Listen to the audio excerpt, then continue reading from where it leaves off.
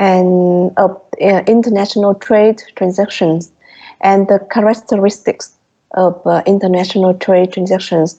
The second aim is to present and discuss issues related to negotiating a contract. Okay, issues related to negotiating a contract, and especially drafting a contract. It means that you write the content of a contract, and implementing the contract. Okay, implementing the contract. It means that how to export, or what to do to import a certain product. Okay, and the contract is for international sale of goods. International sale of goods. Okay, only goods, not service. We only deal with goods, not service. And the final aim is to present the characteristics, the contents, and ways to execute current main methods of international trade transaction. Okay, so this is the aim of this course. How about the learning outcomes? There are 4 learning outcomes. The first is the student will have an ability to analyze the concepts and characteristics of international trade transaction. The second learning outcomes is the ability to draft terms of contracts for international sale of goods. The next is the ability to execute or to implement the export and import contract. The final outcomes is the ability of teamwork, planning and problem solving, presentation and debate. This is the 4 learning outcomes of this course. The course outline. There are 5 chapters for this course. The first one is the chapter 1 is overview of international trade transactions. Okay. The second chapter is Incoterms 2020. Okay. The third one is the contract for international sale of goods. The next chapter is execution of contracts and documents in international sale of goods. Okay, it means that how to execute the contract. It means the import contract and export contract, and what are the documents related to this process, to the process of execution of the contract. Okay, and the final chapter is the most of international trade transactions. And these are the 5 chapters of this course. About the assessment. Excuse me, can you follow me?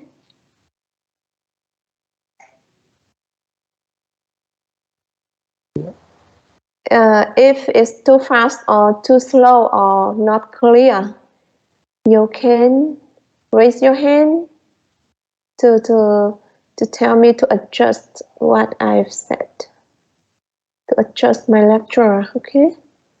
Yes. Thank you. Okay. About the assessment, so we have 3. Okay. 3 mark. The first one is individual quiz. This is maybe multiple choice, 10% at week 6. Okay. And in-class contribution and class attendance, 10%. This I will assess you for the whole semester, from week 1 to week 15. It means that your I will check attendance randomly, or even if you attend enough, sometimes I don't check. Even maybe I don't check. And in class contribution, maybe you answer my question, you solve the exercise in class. So this in class contribution. Normally, if you attend all the classes and you have no in class contribution, you will get 7 mark for this 1B. Ok, tức là các bạn thông thường mình tính điểm khi các bạn không phát biểu này, mà các bạn đi học đầy đủ, không vắng, đúng không? Không vắng, không phát biểu thì các bạn được khoảng chừng 7 điểm cho cái cột điểm này. Mình chứ cứ đi học đầy đủ đi, mình cũng không cần phát biểu gì cả thì mình được khoảng chừng 7 điểm. Thông thường là như vậy. Nếu như kỳ đó có gì đặc biệt thì mình có thể điều chỉnh cái con điểm này một chút. Tuy nhiên thông thường là như vậy. Khi các bạn vắng không phép thì các bạn sẽ bị trừ điểm, đúng không? Ví dụ vắng một lần, cô quy định là kỳ đó là cô điểm danh 3 lần, thấy chưa? Nếu như có một lần các bạn vắng không phép thì các bạn sẽ bị trừ 2 điểm mỗi lần, ví dụ như vậy, đúng không? Bởi vì mình đi học đủ là mình được 7 điểm mà, đúng không? Như vậy vắng một lần là coi như 2 điểm đó. Còn nếu như các bạn phát biểu một lần thì các bạn có thể được cộng 1 điểm chẳng hạn. Đó là cái cách mà mình tính điểm cái điểm này. Và cái việc các bạn vắng có phép thì các bạn sẽ không bị trừ điểm. Tuy nhiên mình lưu ý với cả lớp là mỗi bạn chỉ được vắng có phép tối đa một lần nha. Điều đó không có nghĩa là bạn nào cũng được một lần vắng có phép cả. Có phép thì có nghĩa là các bạn có lý do hợp lý và các bạn có minh chứng đầy đủ thì các bạn mới được coi là vắng có phép. Thì các bạn mỗi bạn là được vắng một lần có phép trong cái học kỳ đó. Thì như vậy là mình nhắc lại, ví dụ các bạn đi học đầy đủ, các bạn phát biểu khoảng 3 lần thôi là cái cột điểm này của các bạn 10. Rất là dễ, đúng không? Không có khó gì cả.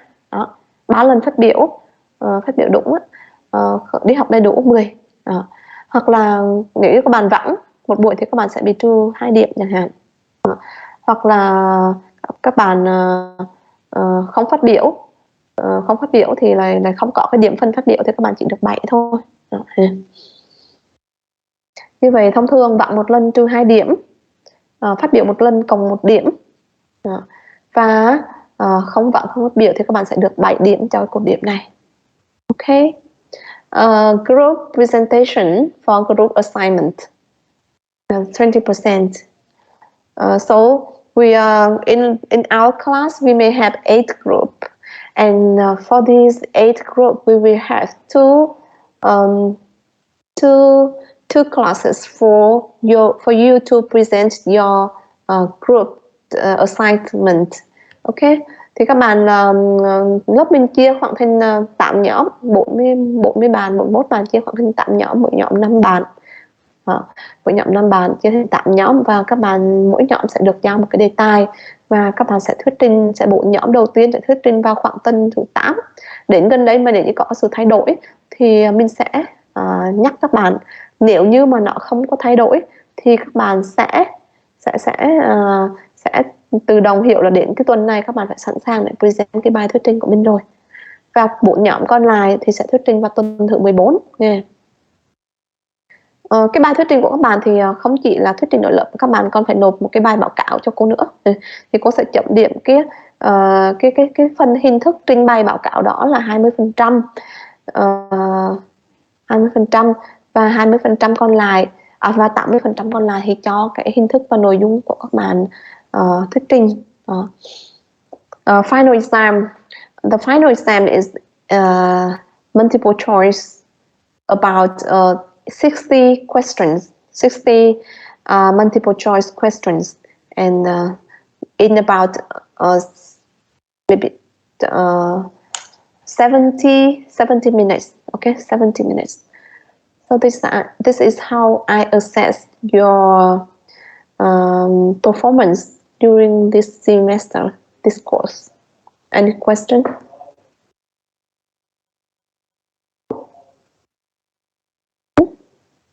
Bạn nào hỏi chị không?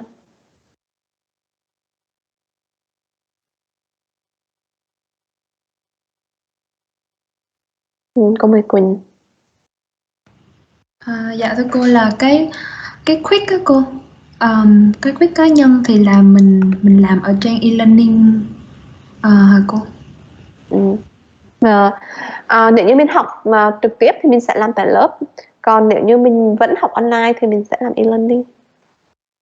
Dạ, cho em hỏi là số lượng câu hỏi với lại thời gian là hắn bao nhiêu á cô? Thì nó cũng nhanh thôi, khoảng chừng 30 câu hỏi thôi. Nếu các bạn làm trong 30 câu thì khoảng chừng 15 phút là xong cái quiz đó.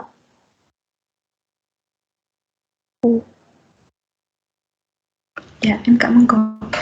Okay. Materials, the course book. The material is the lecture notes provided by lecturer. The second one is this book. Okay, this book you can buy it online. Okay, you can buy this book online. Or I may have, if you continue study online, I will give you some part of the book that related to our course. Tức là cái môn học này á thì mình lấy cái giáo trình là cái quyển này, tuy nhiên cái nội dung của cái học phần này nó sẽ không lấy hoàn toàn trong cái quyển này đâu các bạn. Mình phải phối hợp nhiều cái tài liệu khác nhau. Có lẽ ví dụ như cái phần chương 1 của mình á thì không có cái giáo trình nào họ nói về hết, thì các bạn đọc theo slide, đọc các cái văn bản pháp luật có liên quan là mình có giới thiệu kèm với chương số 1 đó. Hoặc là ví dụ như chương số 2 là Incoterms 2020 chẳng hạn, thì nó cũng không có trong cái quyển này. Incoterms 2020 là một cái phiên bản rất là mới của Incoterms, thì các bạn phải đọc cái tài liệu là Incoterms 2020, mình sẽ gửi kèm thêm cho các bạn. Thì trong này thì chỉ có một số nội dung là nó sẽ liên quan đến cái môn học này thôi, cho nên chứ không phải tất cả. Thì do đó các bạn có thể mua cái sách này online để các bạn đọc. Còn trong trường hợp mà cần thiết thì mình có thể gửi cho các bạn một số cái nội dung, một số một hai chương trong cái quyển này mà nó có liên quan nhiều đến các cái chương học của mình để các bạn đọc này. Các bạn đọc kết hợp slide và các cái tài liệu, cái sách này và những cái tài liệu khác có liên quan mà mình đều nói trong mỗi chương, mình đều đề cập trong mỗi chương đó. Ngoài ra thì cái quyển International Trade Transaction này thì nó có nhiều ở cái thư viện trường mình á, bởi vì là cô không biết có nhiều không, nhưng cô thấy thường các năm là sinh viên sử dụng cái quyển này nhiều lắm đó. Tức là cái tên tiếng Việt của nó là giao dịch thương mại quốc tế, sách này sách tiếng Việt nghe, ở thư viện trường mình thì nó cũng có nhiều cái nội dung liên quan đến cái môn học này, thì bạn cũng có thể đọc thêm cái tài liệu này của cái thầy Phạm Duy Liên nghe. Ngoài ra cái tài liệu tham khảo cho các bạn, thì cái tài liệu tham khảo ở đây là có gì? Incoterms thì rõ ràng mình phải đọc cái này rồi, bởi vì là mình học Incoterms 2020 và không có sách nào, mình có nguyên một cái chương là của nói về cái này mà mình không có sách nào nói về cái sách giáo trình của mình, nó không có nói về cái này. Ví dụ sách của thầy Phạm Duy Liên thì nó chỉ nói đến Incoterms 2010 thôi, đúng không? Và kỳ này mình không học Incoterms 2010 nữa rồi, đã qua mấy năm rồi. Mình học 2020 thì mình đọc cái bản gốc hoặc là bản dịch, bản gốc của Incoterms 2020 kết hợp đọc slide, hoặc là các cái quyển mà hướng dẫn sử dụng Incoterms 2020 thì các bạn tìm thêm, các bạn đọc. Tiếp theo là các cái văn bản pháp luật của Việt Nam. Văn bản pháp luật ở Việt Nam đấy có thể là gì? Luật thương mại 2005 này, chưa? Đó. Rồi là luật quản lý ngoại thương 2017. Luật quản lý ngoại thương 2017. Cái bản mới nhất là 2017 em bị triển khai tính đó, cô xem lại xem cái luật quản lý ngoại thương cái bản mới nhất như cô nhớ 2017 đấy. Nghị định 187, luật dân sự 2015, luật hải quan 2014, luật trọng tài thương mại 2010 đó. Đây là những cái văn bản pháp luật các bạn có thể cần phải đọc để phục vụ cho từng cái nội dung của các chương của mình. Cái tài liệu thứ ba, cái nhóm tài liệu thứ ba là một số cái văn bản.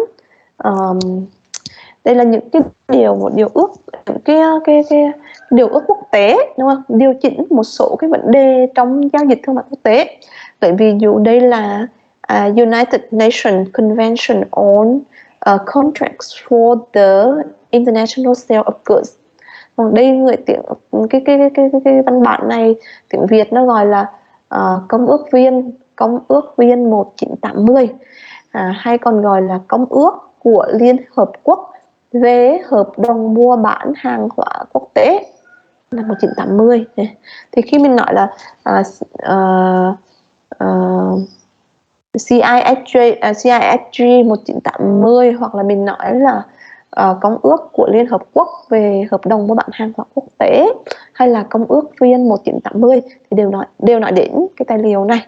Thì nó điều chỉnh các cái vấn đề trong cái quá trình hình thành hợp đồng, ký kết hợp đồng và soạn thảo hợp đồng.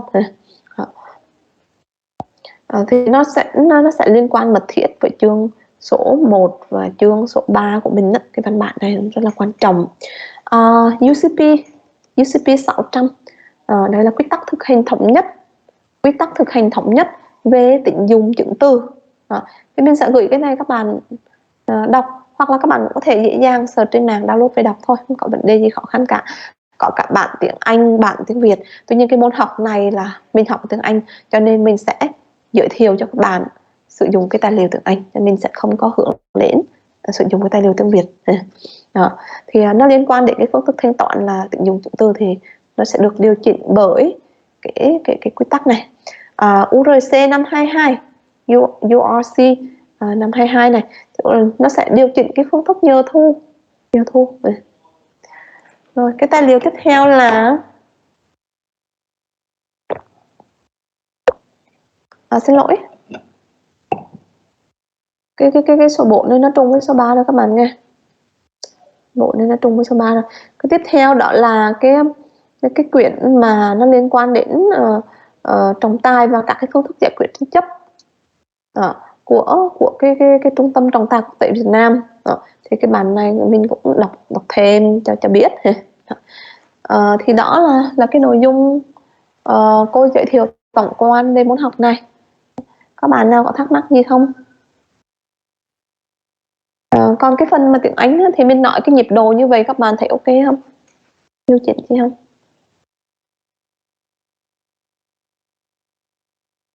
Dạ cô ơi, ấy là cái nhóm đó là đăng ký khi nào cô? Liên quan đến cái nhóm đó thì nhóm lập minh cho có biết là muốn cô phân nhóm hay là muốn từ phân. Bạn nào muốn từ phân nhóm thì bạn có thể giơ tay lên nào. Mình sẽ làm theo số đông này.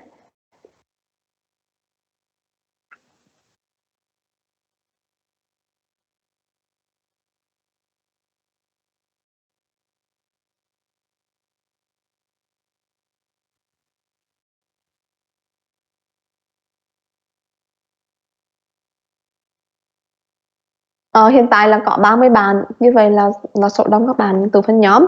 Rồi như vậy thì bây giờ các bạn có thể tìm nhóm, ghép nhóm, mỗi nhóm là 5 bạn. Sau đó các bạn gửi cái danh sách lại cho lớp trưởng, đúng không? Lớp trưởng tập hợp danh sách giúp cô. Nhóm nào đăng ký nhóm nào đăng ký đầu tiên các bạn thích thì sẽ được đăng ký cái số thứ tự thuyết trình của mình luôn. Và nhóm đăng ký tiếp theo thì không được trùng cái số thứ tự thuyết trình của nhóm trước. Ví dụ như cô muốn thuyết trình thứ 3 và nhóm cô đăng ký đầu tiên thì cô yêu cầu lớp trưởng cho cô được đăng ký nhóm thứ 3 chẳng hạn. Thì các bạn có thể là đăng ký với lớp trưởng, và lớp trưởng thì sẽ ưu tiên cho những cái nhóm mà họ đăng ký trước, họ được lựa chọn cái thứ tự của mình. Nhờ lớp trưởng gửi cái danh sách lên cái mục file giúp cô nghe trong cái MS Teams này nè. Em upload cái file đó lên đây giúp cô. Dạ. Cảm ơn em. Rồi, có ai hỏi câu hỏi gì nữa không? Dạ cô ơi, cho em hỏi là cái slide đó cô có thể up một lần lên cho tụi em đi in một lượt cho tiện cho việc học tập được không cô? Bởi vì là cô cũng muốn điều chỉnh, còn nếu như mà các bạn chỉ muốn cái slide cơ bản vậy thôi thì cô cũng có sẵn đây để upload lên cho các bạn.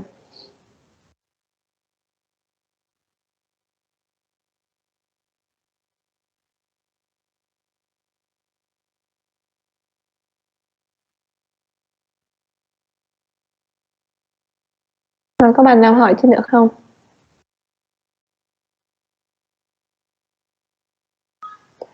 Nếu như các bạn không có hỏi gì nữa thì mình dành cái thời gian còn lại mình lập nhóm, đăng ký nhóm với lớp trưởng.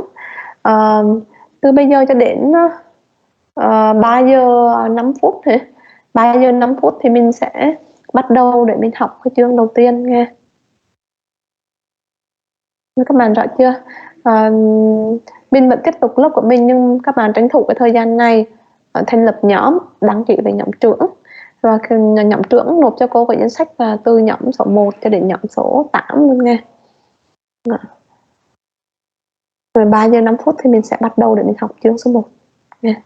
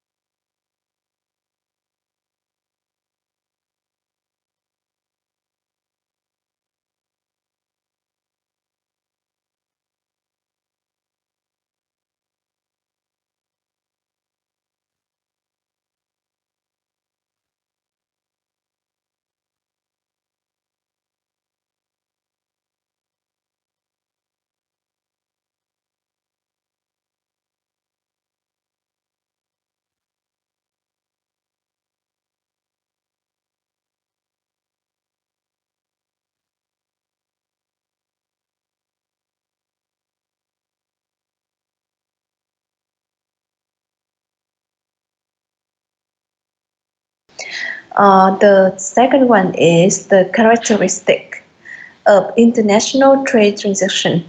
So, what's the difference between international trade and domestic trade? The third one is understanding Vietnam regulations of international trade transaction, and in this section, I will introduce some Vietnamese legal documents that regulate the international trade transaction. The final one is the process of international trade transactions. This is the contents of the chapter 1. Okay, so about the concepts in international trade transaction, the first concept is international sales contract. International, excuse me, no S. Yeah, okay. International sale contracts. International sale contracts are the contracts of the sale of goods between parties whose place of business are in different countries. So, can anybody explain the places of business here? What is the places of business?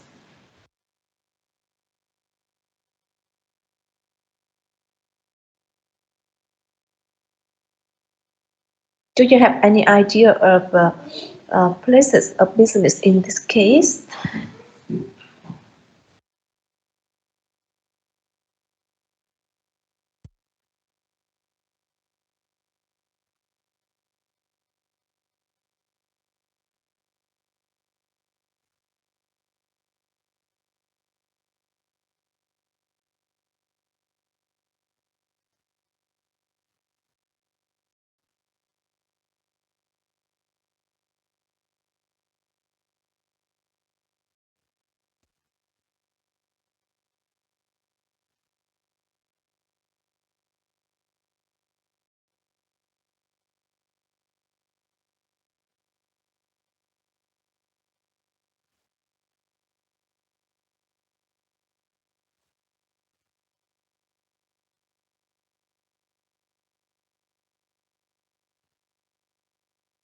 Okay, John, please. I think a factory or a retail store is a place of business. According to John, the address, right? The address of the factory or the retail store is the places of business. So anybody else have any idea different from what John said?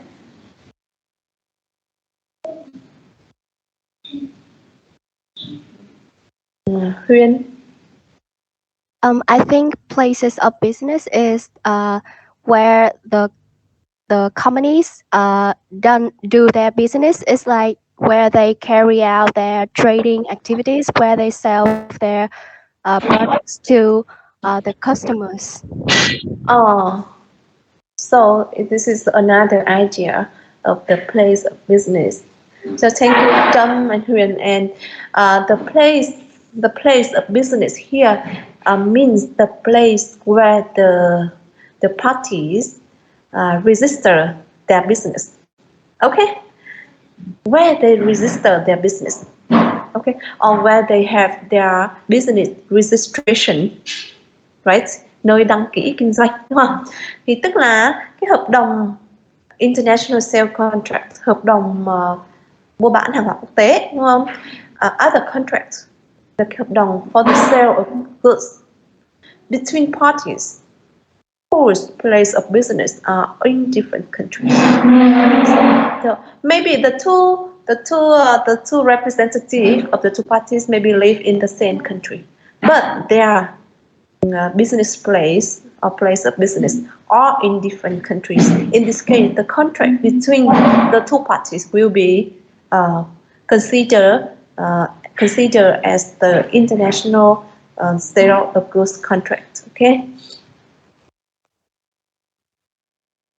This definition is according to the United Convention on International Sale of Goods, 1980. Okay.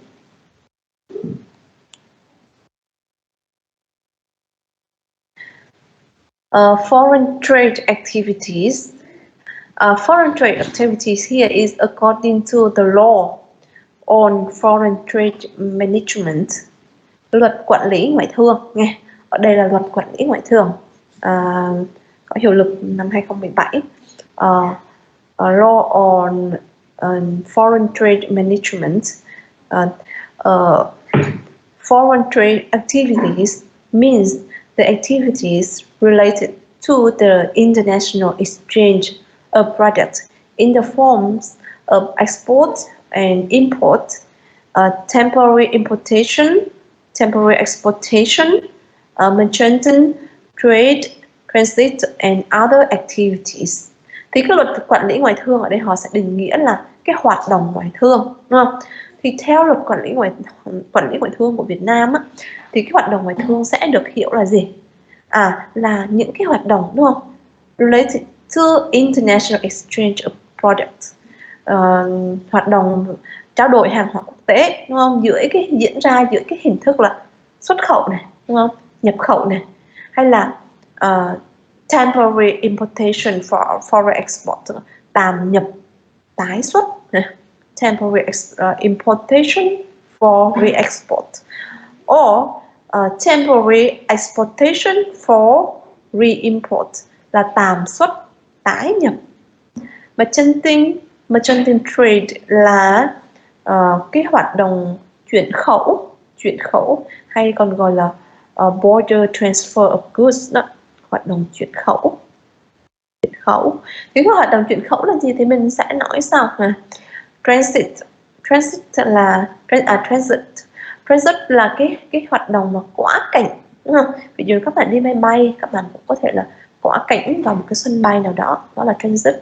Thì ở đây cũng là transit, tức là hàng hóa, ví dụ như hàng muốn đi từ Trung Quốc sang Lào thì cần phải quá cảnh qua Việt Nam chẳng hạn, thì đây gọi là transit. Và các cái hoạt động khác thì những cái hoạt động này được coi là foreign trade activities. Okay. The next concept is international purchase and sale of goods. So international purchase and sale of goods shall be conducted in the form of export, import, temporary import for re-export, temporary export for re-import, and transfer through border gates, as I told you earlier in this part, right? This is according to Commercial Law 2005, luật thương mại 2005. Yeah. Thì đây là họ có cái định nghĩa về mua bán hàng hóa quốc tế. Thì những cái hoạt động diễn ra giữa hai nước này thì được coi là hoạt động mua bán hàng hóa quốc tế. Okay. The next concept is a very important concept of export. So what's export? Can anybody tell me what is export? What export is? For this word, you can pronounce as export or import. Export or export is okay. Okay. So what is export?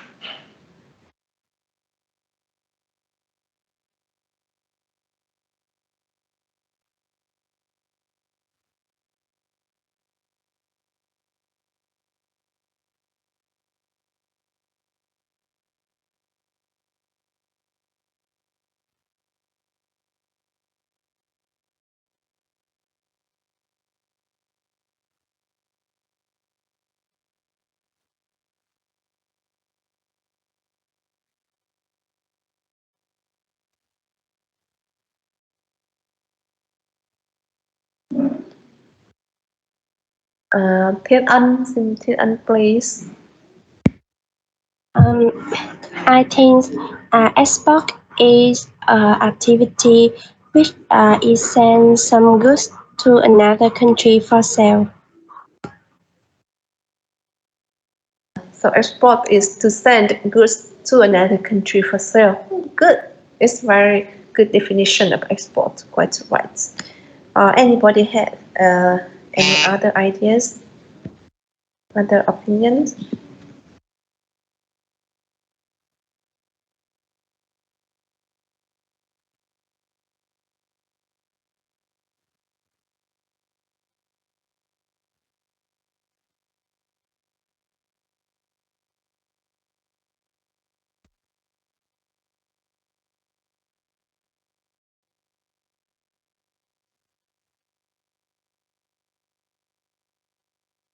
Selvi, please.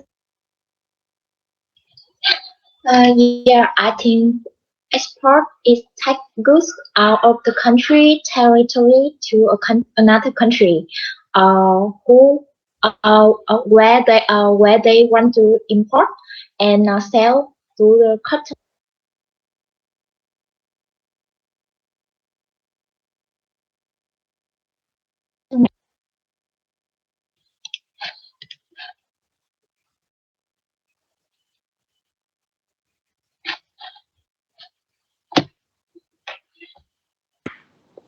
Cái loa cô vừa mới đi lỗi vì nói là dùng cô được không? Cô mới nghe mấy đoạn là đưa hàng hóa sang nước ngoài nơi mà muốn nhập khẩu thôi. And they sell the goods to the customers in there. So, export is to sell goods to the customer in foreign countries. You mean? Dạ, ý của em là xuất khẩu là hoạt động mà sẽ đưa hàng hóa ra khỏi lãnh thổ quốc gia và bán cho cái nước mà muốn nhập khẩu hàng hóa đó. Dạ, và người mua sẽ là người khách hàng tiêu dùng của nước nhập khẩu.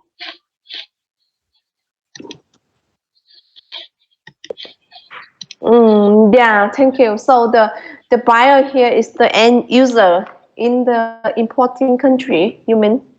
Yeah. Yeah. Right. This is another definition of export. Anyways, the buyer is not always the end user. Sometimes it's maybe the distributor. Okay, a distributor, maybe a wholesaler. Okay, maybe a wholesaler in the importing country, not always the end user, but usually the wholesaler, maybe the retailer, wholesaler, or distributor, or maybe the firm enterprises that can use for production. Not always the end user, right?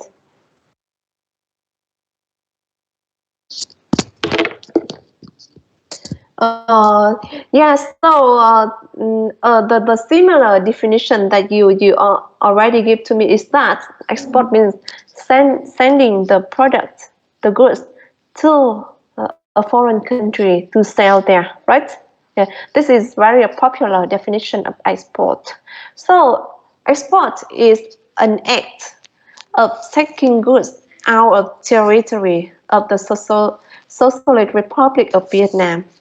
Okay, so this is this definition comply with what you have said, what comply with your understanding. But according to Commercial Law 2005, export is not only taking goods out of our territory, but bringing goods into special zone located in the territory of Vietnam. Okay, this special zone is called an exclusive customs area, gọi là khu vực hải quan riêng, as stipulated by law, theo quy định của pháp luật. Đấy. Thì theo cái định nghĩa của luật thương mại Việt Nam 2005 thì xuất khẩu bây giờ là không chỉ là mang hàng hóa ra khỏi lãnh thổ của nước mình, đúng không? Mà xuất khẩu bây giờ còn là đưa hàng hóa vào cái khu vực đặc biệt nằm trên lãnh thổ Việt Nam, đúng không? Cũng được coi là xuất khẩu. Cái khu vực này là được coi là khu vực hải quan riêng, exclusive custom areas, khu vực hải quan riêng theo quy định của pháp luật. Như vậy là cái khu vực này mặc dù là nó nằm trên lãnh thổ Việt Nam, tuy nhiên nó có cái chế độ hải quan riêng.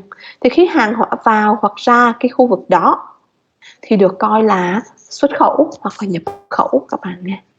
Đó. Lấy ví dụ, for example, export processing zone, khu vực khu chế xuất, đúng không? Export processing zone or industrial zone, khu công nghiệp. These are examples of exclusive custom area. They are located in the territory of Vietnam, but they have exclusive customs. Okay, they have exclusive custom policy. So when the goods move in or moved out of this area, is considered as export or import to Vietnam. Okay, so now you have a better understanding of what export is. So similarly, what is import? What is import?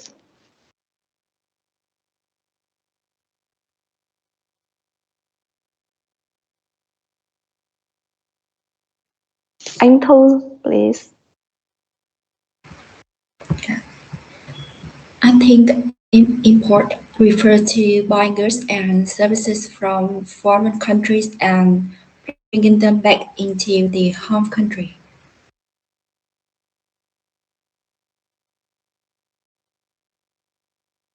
According to Tu, import is bringing the goods, okay, from overseas to our country. Right, right. This is a popular definition of import. But similar to export,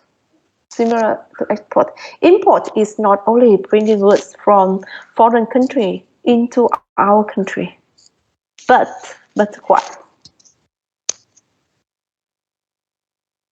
Similar to export. So what's the import? Queen, please. I think according to the commercial law in 2005, when we bring some goods or service into our exclusive custom area, it's also called the import. So yeah. So you mean bringing goods into?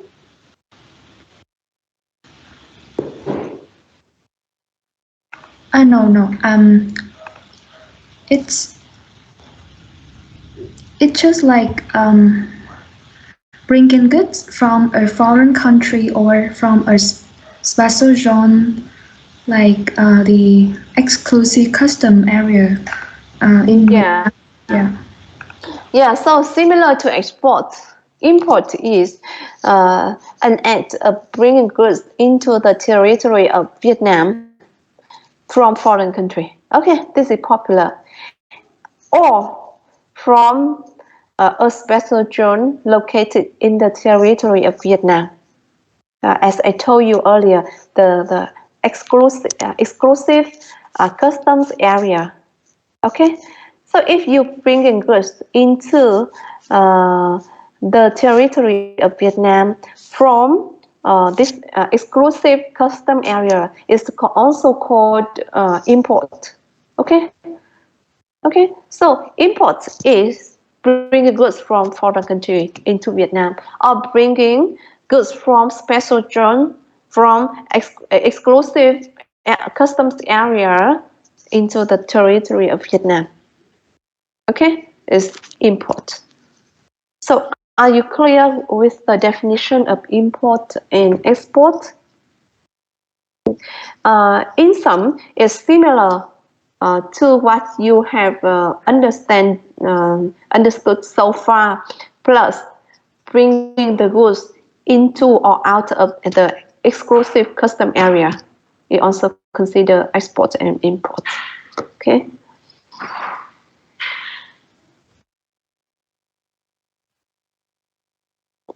We have another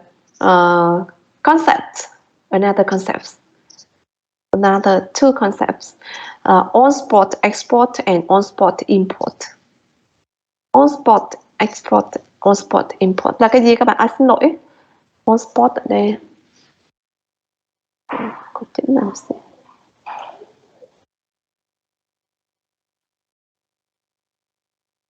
export ở đây mình ngu quá biết luôn các từ này vào. Ok.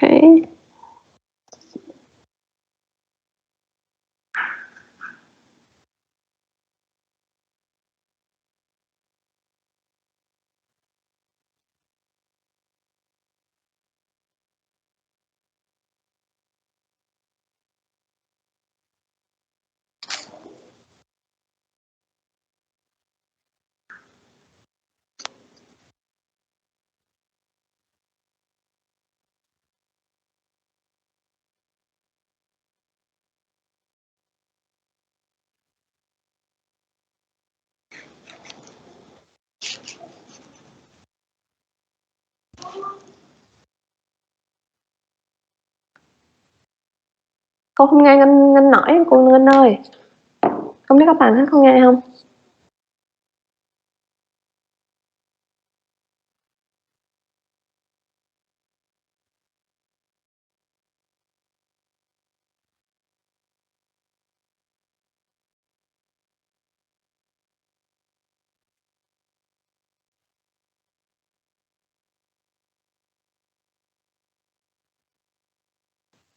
Okay, thank you, Ngân, but I can't hear you so far. Yes, that anybody else? I saw Khôi, right? Do you have any idea of what import on-spot import is? So according to the definition of on-spot export, so I think on-spot import is we receive the export product from a foreign enterprise that receive the export product from a local exporter. So that's all. Yeah. So let's see. Let's have a look at this diagram about an on-spot exporter and on-spot importer to see what they are. So, for example, company A is a buyer located in Taiwan. Company B is a subsidiary of company A in Vietnam. For maybe some factory or something like that, a company A in Vietnam. Okay. Okay. And company C is the seller in Vietnam. So A and C sign a contract to purchase. A purchase some kind of material, but A has no intention of receiving the material. But is that A wants B to receive the material for some kind of production activity in this factory in company A. So as designated by A, the material is delivered from by company C to company B. Okay, so in this case, the company C is an on-spot exporter and company B is an on-spot importer. Okay, so on-spot export means that goods produced in Vietnam for sale to a foreign trader, but delivered to other enterprises located based in Vietnam. Okay, designated by the foreign trader. Okay, and this enterprise is called on-spot exporter. And about the on-spot importers, on-spot importer means the enterprises that receive goods from on-spot exporter. Okay, if it receives the goods from on-spot exporter, it's called on-spot importer. Okay, is it clear to you?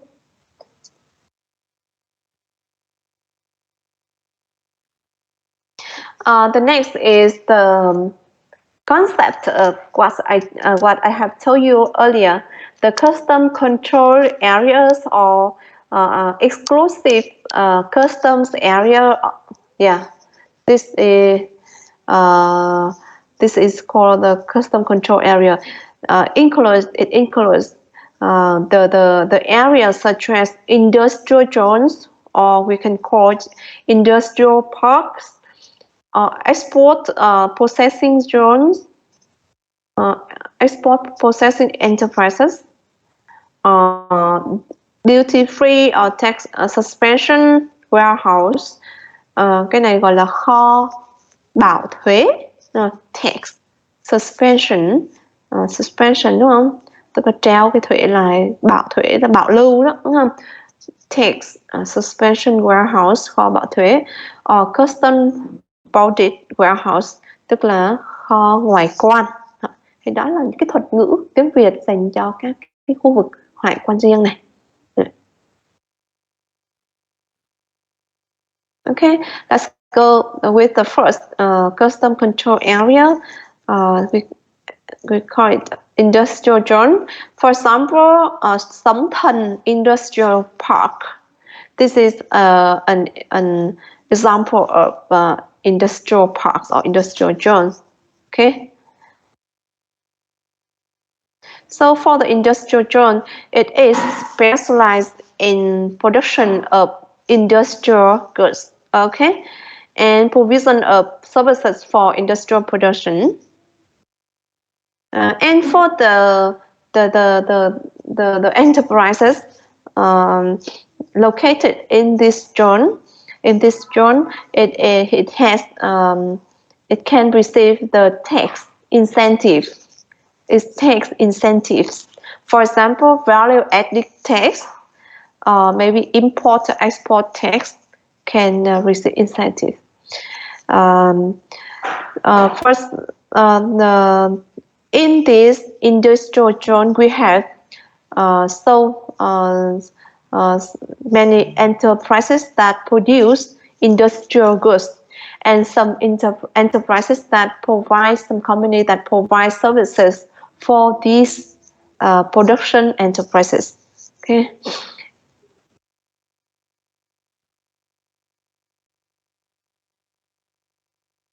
And it has fixed geographical boundaries, and it has a fence surrounding the area to separate the people, the goods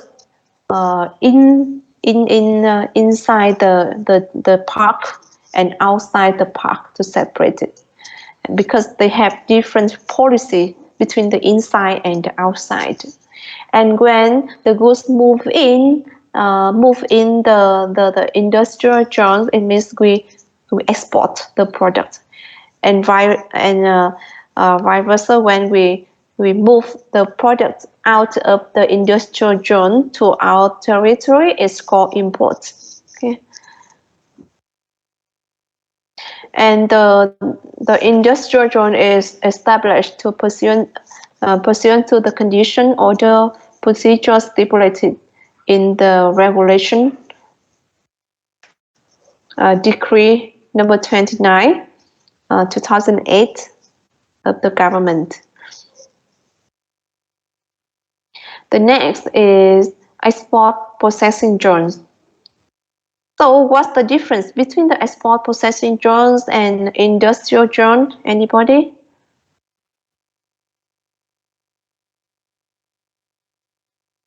What's the difference between the two types of zones of custom control areas?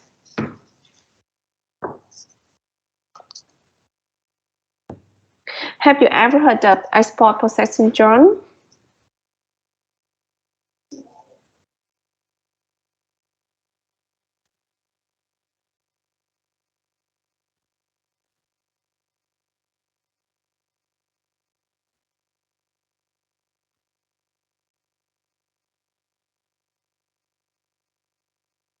So you know the industrial zone specialized in producing the industrial product, right? Industrial product.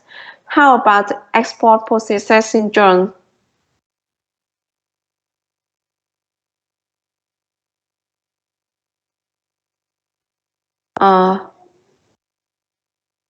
Lan, cô mời Lan, Phương Lan.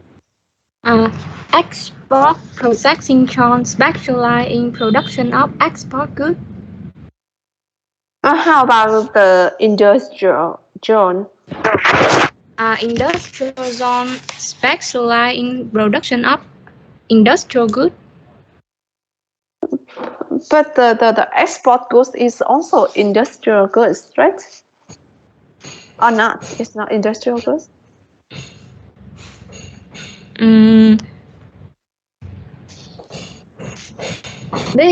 This is not. Not industrial goods. Industrial goods is not export. Yeah, industrial good is not necessarily the export, right? But the export is here. The export processing zone, they produce the industrial goods too. But the difference is the industrial goods, the goods produced in the industrial zone is for both the domestic and export. They may be for domestic use or they may be exported. But for the export processing zone, mostly they are for export. Okay, they are produced, they are specialized in production of export goods and provision of the services for the production of export goods. Okay, and export activities. For example, the forwarding activities, banking, or telecommunications, etc. This is the export, maybe for the export activity. And the export processing zones have fixed geographical boundaries similar to the industrial zone. They are pursuant to the condition, the order, procedure applicable to industrial zones stipulated in this regulation. Yeah.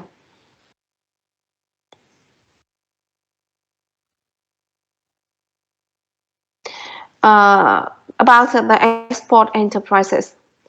The export enterprises may be located separately or located within the export processing zone.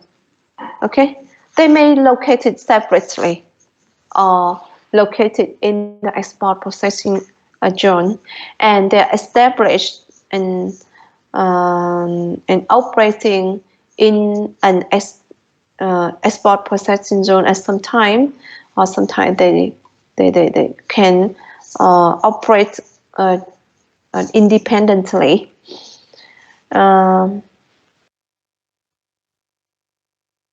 And sometimes the export enterprises may be located in an industrial zone too, or economic zone too. About the tax suspension warehouse. A tax suspension warehouse means a warehouse used to store the imported materials and supply formalities of serving the production of exported product that has been granted some custom clearance, but tax which not paid yet. For example, Triumph,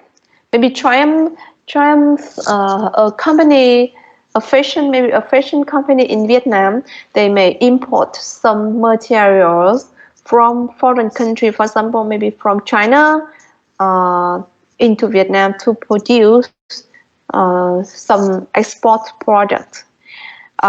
In this case, Triumph can apply to establish a tax suspension warehouse to store the materials that are used for the export purpose. Okay. Excuse me.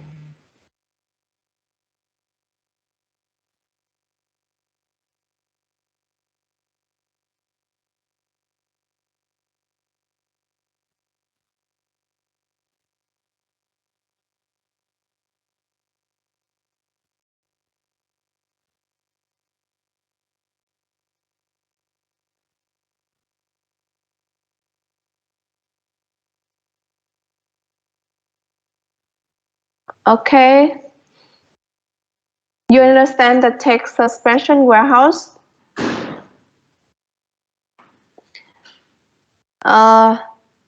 We take the example of Triumph for the imported material. To import the material from foreign countries, Triumph has to pay the import tax. But Triumph doesn't want to pay the import tax because these materials is for the export purpose. So if they pay the import, they will be refunded with the import tax when they export the material. So it's kind of complicated. So they don't want to pay the export tariff. Okay, the export tariff. So they apply to establish a tax suspension warehouse. And for this tax suspension warehouse, they can store the imported material for the production of exports. So if they store the imported materials in this warehouse, they don't have to pay for the import tax. Okay, you understand the purpose of establishing the tax suspension warehouse, right?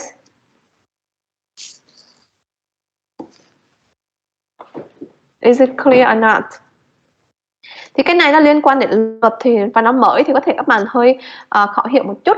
Tức cái này là kho bảo thuế. Kho bảo thuế tức là cái hàng mà nhập khẩu khi mà đưa vào kho bảo thuế thì cái doanh nghiệp nhập khẩu không phải đóng cái thuế nhập khẩu cho cái hàng đó được bảo lưu cái việc đóng thuế nhập khẩu, không phải là miễn thuế mà bảo lưu. Bởi vì sau này giả sử ví dụ như một công ty thời trang, thời trang này là chuyên sản xuất hàng thời trang xuất khẩu đi, nhưng mà họ cần một số cái nguyên vật liệu nhập khẩu thì khi mà họ nhập các cái nguyên vật liệu đó thì họ phải đóng thuế nhập khẩu, đúng không?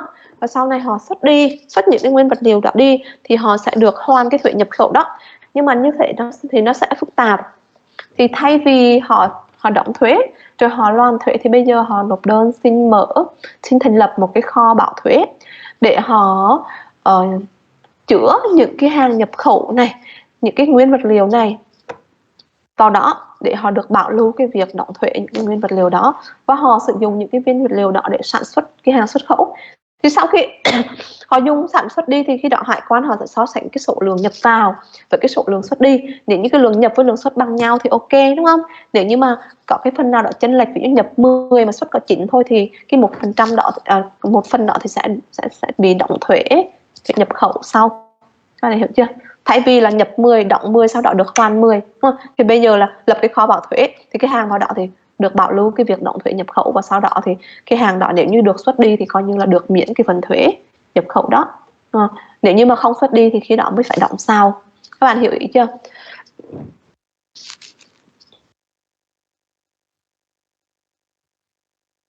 Mình hiểu ý chưa? Ok.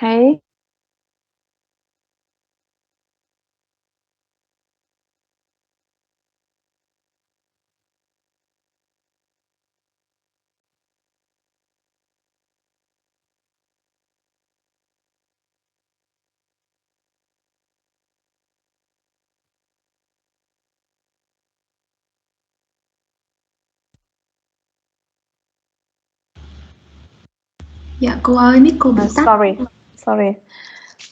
Custom boarded warehouse this is a depot for storing goods for which custom formalities have not completed.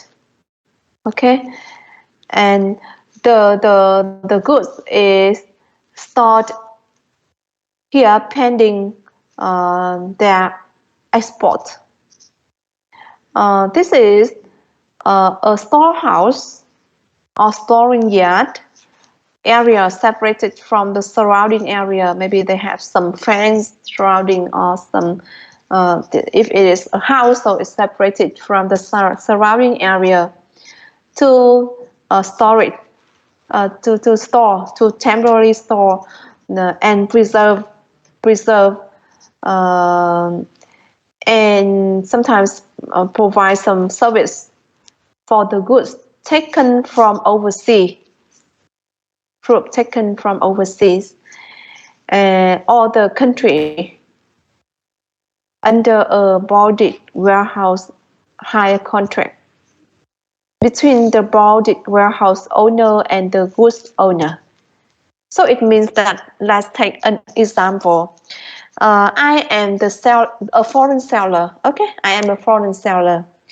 I want to sell the machine to my potential customer in Vietnam, and my customer want to check with the machine before deciding to buy it or not. So in this case, I may sign a contract to hire. Okay, a contract. Yeah, I may sign a contract to hire a warehouse, a custom bonded warehouse in Vietnam, to temporarily store my machine for my potential customer to check. Okay, so my machine when taken, đúng không? When delivered to this custom bonded warehouse, it doesn't need to complete the import custom formalities, custom procedure into Vietnam. Cái kho bạo thuế nó sẽ tạm giữ những cái hàng mà chưa làm thủ tục hải quan nhập khẩu. Ví dụ cô là một người bán nước ngoài, cô là muốn bán một cái mặt hàng cho một cái người mua tiềm năng ở Việt Nam, thì chưa chắc ông này đã mua, đúng không? Ông này muốn kiểm tra hàng trước khi ông quyết định mua hay không, thì bây giờ cô có thể thuê một cái kho bạo thuế ở Việt Nam để cô chuyển cái hàng của cô tới đó. Khi cô đưa hàng vào cái kho ngoại quan nghe, cô dùng nhầm từ kho ngoại quan này, thì cô không phải làm thủ tục hải quan nhập khẩu cái hàng đó vào Việt Nam. Bởi vì chưa chắc cô đã bán hàng cho cái ông khách hàng tiềm năng đó, cho nên cô chưa có thể nhập khẩu hàng đó vào Việt Nam được, mà cô tạm gửi ký cái hợp đồng thuê kho ngoại quan và tạm gửi cái hàng này kho ngoại quan. Như vậy cái kho này nó có cái chế độ hải quan riêng, đúng không? Nó là khu vực hải quan riêng và nó có cái chế độ hải quan riêng, và khi hàng đưa vào hoặc đưa ra khỏi cái khu vực đó thì phải làm thủ tục hải quan. Các bạn rõ chưa? Như vậy nãy giờ chúng ta đã tìm hiểu cả cái khu vực, cái ví dụ của khu vực hải quan riêng đó. Thì cái ví dụ khu vực hải quan riêng như là gì? Khu công nghiệp, đúng không? Khu chế xuất, doanh nghiệp chế xuất, kho bảo thuế và kho ngoại quan. Được chưa? Thì đây là main examples of customs exclusive custom area or custom controlled areas. Okay. Thì hàng hóa khi đưa vào hoặc đưa ra những cái khu vực này, những cái kho này hay những cái khu này đều phải làm thủ tục hải quan xuất khẩu hoặc là nhập khẩu. Đó. Như vậy là câu hỏi các bạn này, when I move my goods into the customs bounded warehouse, it means I export or import my product. I am a company in Vietnam. When I move my goods to the custom bonded warehouse in Vietnam, it means that I export or import my goods, my product.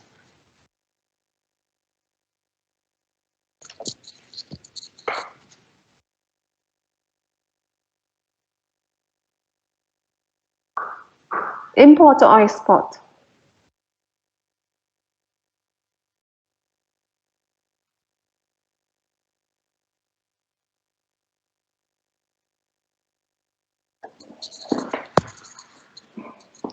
Export, right? And when I move my, I move some products from the industrial zone, okay, industrial zone for the domestic consumption, right? Okay, for the domestic consumption in Vietnam, it means I import, right? I have to do the custom import procedure to bring the goods from those areas into the territory of Vietnam. Okay, we have to do the custom procedure when we move the goods in or out of those areas. Được chưa? Rồi, hôm nay các bạn nào chưa hiểu cái chỗ nào không? Thì cái nội dung hôm nay mình cũng rất là đơn giản, một số cái khái niệm thôi, đúng không? Và cái phần khu vực hải quan riêng này thì cũng giúp cho mình hiểu thêm cả cái khái niệm import và export hơn thôi. Không có chi hết.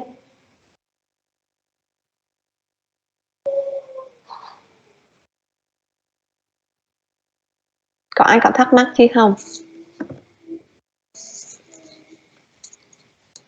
Vậy thì buổi hôm sau thì mình cũng yêu cầu các bạn nghiên cứu trước tài liệu. Mình sẽ học cái phần còn lại của chương số 1 này. Nghe. Các bạn đọc trước tài liệu đi hả? Thì thôi ai có ý kiến gì hỏi đi em. Dạ cô ơi. Ừ. Cái link file sách mà cô đưa trong slide á cô không có được cô. Vậy hả? Để cô kiểm lại cái link cho em này. Dạ em cảm ơn.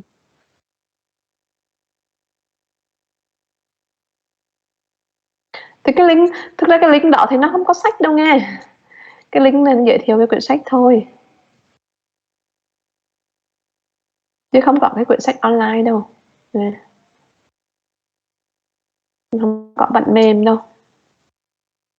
Thì cô sẽ chụp 1-2 chương gì đó gửi cho các bạn, 1-2 chương quan trọng hoặc đầy đủ thì các bạn mua về mà đọc.